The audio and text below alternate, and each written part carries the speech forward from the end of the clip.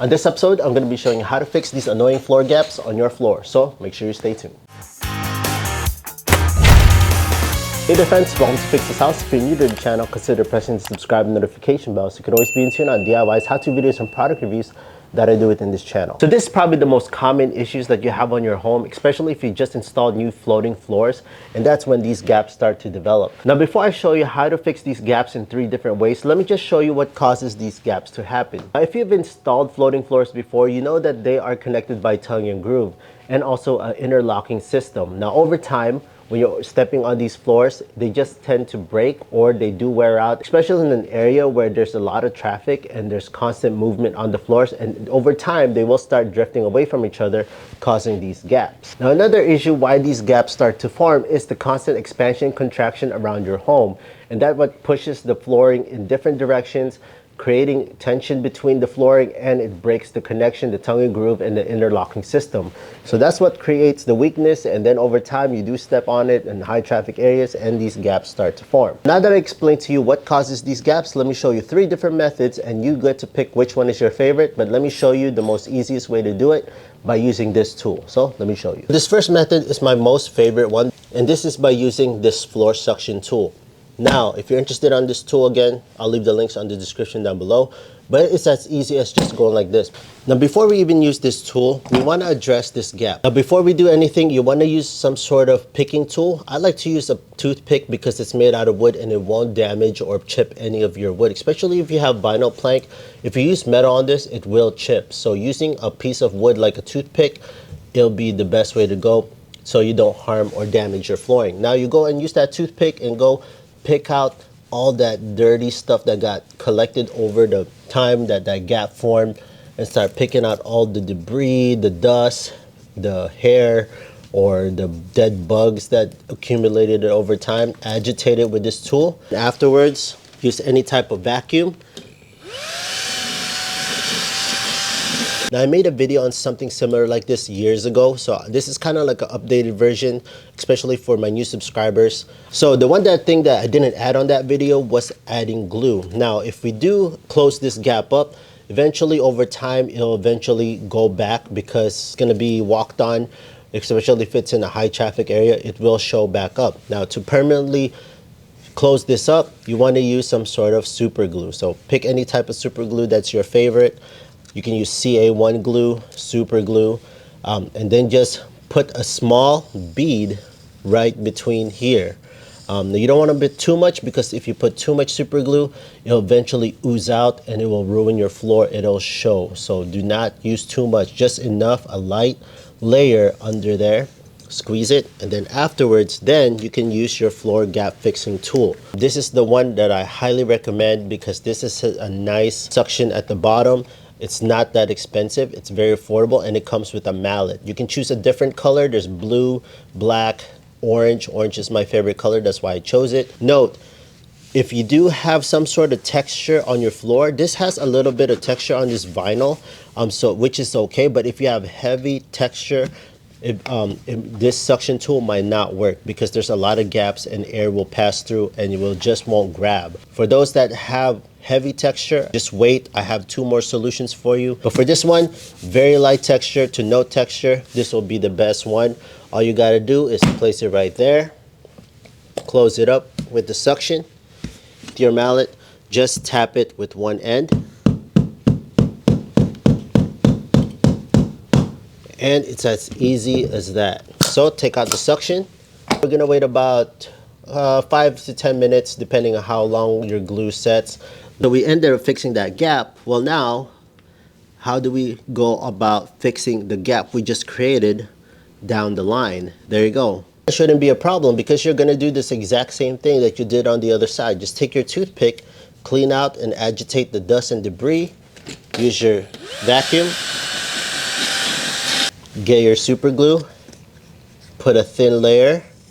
Again, you don't want to overload it because it'll mess up your floor. It'll ooze out when you start hammering it. Take your floor suction tool, and then do your magic tap.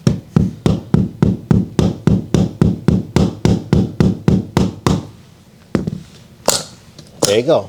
Now just make sure nobody steps on this or block it off, so there's nobody who will step on this for about 10 to 30 minutes.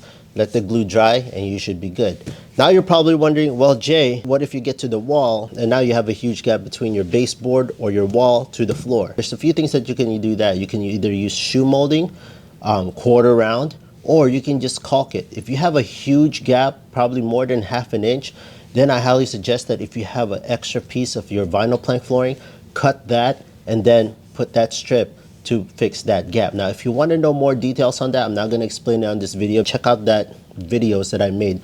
I made a bunch of videos on flooring. Check those playlists out. Hey there friends, sorry to interrupt, but if you're finding this video super helpful so far, please kindly hit that like and subscribe button. It'll greatly help out your channel. With that being said, let's get back to the video. Now for the second method, like what I mentioned, if you have heavy texture on your flooring, the suction tool might not work on this one, so that's why we're going to move on to the second method, which is using double-sided tape. Now this double-sided tape is not just any regular double-sided tape. It's a very strong piece of tape.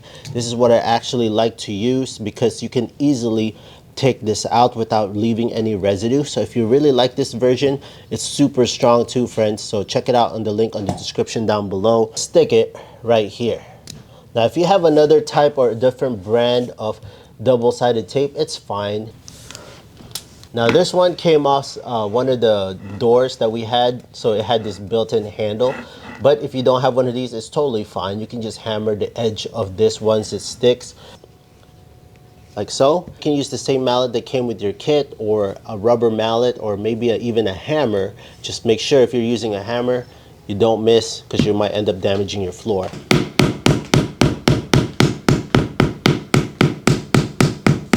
There you go. But I did forget that before you even start tapping that, make sure you go back to cleaning the gap with your toothpick, vacuum, and then do this. Sorry, I missed that step. You can just take this off. Like what I mentioned, I really like this tape because you know why? Right when you take it out, like what I mentioned, it doesn't leave any residue. You can just peel it off like this. This tape is reusable. Just run it over water and it'll clean out and you can reuse it. Again, repeat the same thing throughout down the line and you should be good. Now let's get to method number 3. Now for this third method, you have to use your shoe. Now you're probably saying, Jay, why is a shoe gonna close up that gap? Well, check this out. This is probably the easiest that you can fix these gaps without spending anything, but yet I don't recommend this, especially if you have a lot of gaps. This will take a toll on your leg or if you have some sort of injury. So make sure that you have a nice gripping shoe. This is just a regular shoe.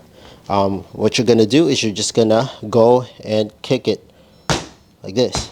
See that? Just one kick, it closed. Just do it one more time. So just one kick, there you go, and it's done. So like what I mentioned, I even forgot that step again. Before you even close this up,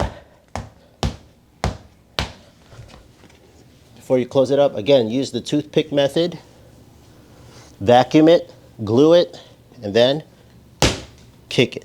I warn you, not every time you use your shoe it will work. I've gotten to situations where the flooring is so stiff around the edges that it's just not that as easy as that. The reason why this was a little bit easier is because I used this as an example. I constantly opened it up back and forth and it loosened the plank itself on the middle. So again, be warned, just try the shoe method. If it doesn't work, then you can go back up, track, retrack. You can try the double-sided tape method, or you can use the suction cup method. Now that I show you the 3 ways on how you can fix your flooring, let me know in the comment section down below which one is your favorite, which one have you tried, which one has worked for you. Is there another method that you've tried that I've not shown you on this video? Kindly leave it in the comment section down below and share it with the community so that we can all learn from you. And let me know so I can create another video and showing those techniques. That being said, friends, if you're interested on any items or tools that I use within this video, I'll leave all those links on the description down below so you can use them for yourself. With that being said, if you found this video super helpful, friends, please hit that like, subscribe, notification bell, and I'll see you, friends, on the next video.